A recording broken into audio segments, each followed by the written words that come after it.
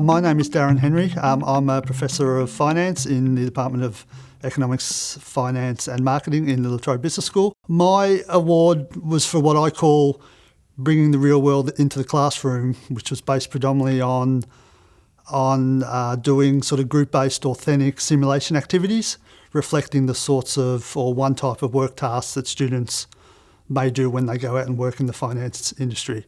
I think it's important for a number of reasons. So one, I think it's an effective way for students to learn and apply knowledge and embed content.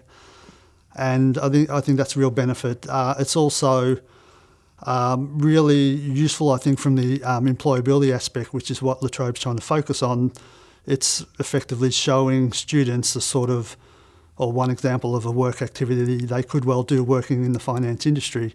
And so they can go out to employers and say, yes, I know how a deal team works. I know how a deal planning negotiation activity happens. And so they can sort of apply that knowledge directly if they go into that sort of career path. A range of things I enjoyed. Well, firstly, one was reflecting on my own, I guess, development as a teacher and practice and, developing or thinking about my contribution, say, to the discipline from like a scholarship perspective.